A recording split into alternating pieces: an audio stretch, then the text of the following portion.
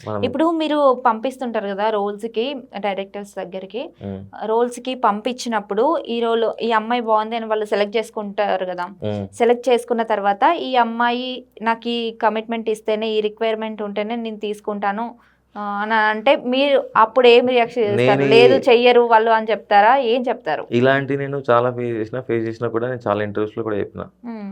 అమ్మాయికి 10,00,000 అనుకున్నా గానీ 10,00,000 ఇయ్యకు, 5,00,000 ఇయ్యి అంటా నేను. హ్మ్. ఆ 5,00,000 దేనికైనా యూజ్ చేసుకోండి. మీకే బెనిఫిట్ అయితది. కమిట్మెంట్ వల్ల నీకేం ఉపయోగం లేదని చెప్పి నేను అంటా. ఓహ్!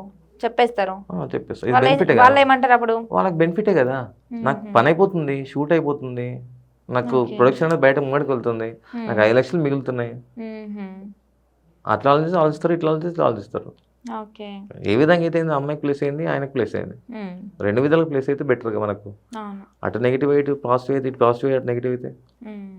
ఇబ్బందే కదా! ఓకే. క్లారిటీ వచ్చిందా ఈ స్టోరీకి మీరు అనుకున్న దానికి? ఓకే. వచ్చింది. అమ్మాయి అయితే మరి ఈ రకంగా చేస్తారు. ఓకే. మీరు 10,00,000 ఇచ్చే కాడ 5,00,000 ఇవ్వండి అని అంటారు. హ్మ్. అదే అబ్బాయిల విషయంలో గానీ ఇంకా మిగతా వాళ్ళందరిని తీసుకుంటారు కదా! పెద్దవాళ్ళని గానీ, మరి వీళ్ళ విషయంలో ఏం వీళ్ళ చేస్తారు? బడ్జెట్‌లో ఏమైతదంటే పెద్దవాళ్ళు ప్యాడింగ్ ఆర్టిస్టులు గానీ, హీరోస్ అయినా గానీ ఏమైతదంటే వాళ్ళతో హ్మ్. మేము మాట్లాడేస్తాం. వాళ్ళకి చెప్పేస్తాం. హ్మ్. మీరు మాట్లాడేసుకోండి సార్. మీకు ఏదుందో దాన్ని బట్టి మనం ప్రొసీడ్ అవుదాం. అట్లేం లేదు. హ్మ్. ఈడ not the issue of commission, not the issue of payment. హ్మ్. డీల్ ఓకే అని హ్మ్. మీరు చూద్దాం. ఓకే. డీల్ గానీ హ్మ్. మంచిదే కదా! హ్మ్. కమిషన్ ఏముందండి ఈరోజు కాకపోతే నెక్స్ట్ ప్రాజెక్ట్‌లో మళ్ళా మీరు ఇస్తారేమో నాకే పిలిచి. ఓహో! మీరే చూసుకోండి మేనేజర్‌గా అని చెప్పి అంటారేమో. ఆహా! అది కావాలిగా మాకు. వాళ్ళ ఓకే. దగ్గర ఓకే. నుంచి కమిషన్‌లు ఎందుకు మాకు? హుహు. కమిషన్ ముఖ్యం కాదు ఇక్కడ. డీల్ కావాలి. హ్మ్. ఏ సెలబ్రిటీకైనా, ఏ ప్యాడింగ్ ఆర్టిస్ట్‌కైనా చెప్పేది అదే. కమిషన్ కాదు సార్ ఫస్ట్ డీల్ గాని. హ్మ్.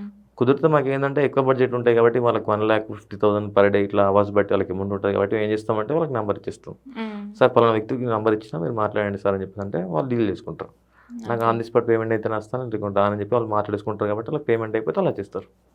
ఇలా ఓకే. నేను ఇన్వాల్వ్ కాను. సార్ ఇట్లా హుహు. నేను ఇచ్చినా అంటే సరే అని చెప్పేసారు. చెప్పేయగానే వాళ్ళ ఇష్టంతోటి వాళ్ళే ఇస్తారు. మనం హుహు. అడగాల్సిన అవసరం లేదు. హ్మ్. నాని త్రూ వచ్చింది. నానే మనకు కాంటాక్ట్ షేర్ చేసింది కాబట్టి నాని ఇచ్చేయాలి పైసలు అని నానికి ఆళ్ళే కొట్టేస్తారు. మనం అడగాల్సిన అవసరం లేదు. ఓహ్! వాళ్ళు ఫాలో చేసుకుంటారు కదా! ఇది బెనిఫిట్ కదా! కరెక్టే కదా మనకు మనం చేసేది. అవును. నాని ఈ ప్రాజెక్ట్ నుంచి నాకు ఇంకో ప్రాజెక్ట్ వాళ్ళు అప్రోచ్ అయ్యారు. ఈళ్ళే. హ్మ్.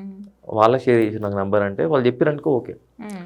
వాళ్ళే నాకు ఫోన్ చేసి నాని గారు ఆ సెకండ్ ప్రొడక్షన్ వాళ్ళు నాకు వచ్చిన ప్రాజెక్ట్‌లో నాకు పేమెంట్ రాలేదని చెప్పేసి నాకు క్వెషన్ ఇస్తే నేను ఎట్లా అడుగుతా? అవును. నేను అడగను నాకు సంబంధం లేదు. నేను పట్టించుకోను. మీకు మీరు నాకు సంబంధం లేదు ఇంటిమేషన్ కాబట్టి ఇస్తే పట్టించుకోరు. సార్ నేను ఓకే. అటు మాట్లాడి అటు కనుక్కొని సార్ మరి ఉందా లేదా కరెక్టా కాదా అని చెప్పేసి కనుక్కొని నేను చెప్తా. అప్పుడు హుహు. ఓకే. లేదు ఓకే. Second production okay. వల్ల నాకు పేమెంట్ ఇయ్యలేదంటే నాకు సంబంధం లేదు కదా సార్ మీరు నాకు చెప్పలేదు. హ్మ్. నాకు చెప్తే నేను ఫాలో అప్ చేసుకుంటుంటే. హ్మ్. నేను ఎట్లా మరి మీరు కరెక్ట్ పేమెంట్ ఏస్తా అంటే నేను షూట్‌కి ముందే పేమెంట్ ఏస్తా అంటే అస్సలు సార్ లేకుండా రాడని చెప్పి నేను అంటా. హ్మ్. అప్పుడు వాళ్ళు ఏసుకుంటూ పంపించుకుంటూ చేసుకుంటారు. ఓకే. ఈయన క్వెషన్ చేయలేడు కదా! నాకు పేమెంట్ ఇయ్యలేదు ఎందుకు నేను ఎందుకు షూట్ అవ్వాలని చెప్పేసి ఈయన క్వెషన్ చేయలేడు కదా! ఈయనకు హ్మ్. బ్యాడ్ అయితది క్రియేట్ అయితది.